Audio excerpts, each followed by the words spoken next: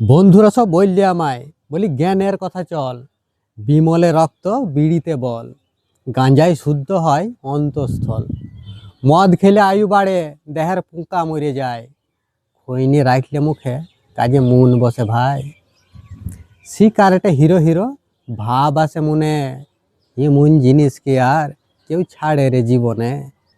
ঘরে এসে মনে হয় সত্যি বটে, আমিই তো বুকা হেঁদা, ওদেরই বুদ্ধি আছে ঘটে।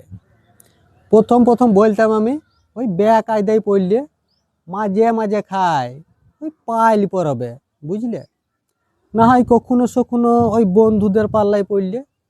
সমাজে নেশা শুরু হয় খুব সামান্য জিনিস থেকে, আর সেটা কন্ট্রোল করতে না পারলে তার ব্যাপকতা অনেক বৃদ্ধি পায়, আর সেই নেশা মানুষের জীবনে হয়ে ওঠে এক অভিশাপ।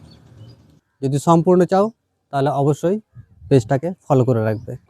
এখনকার মতো বাই।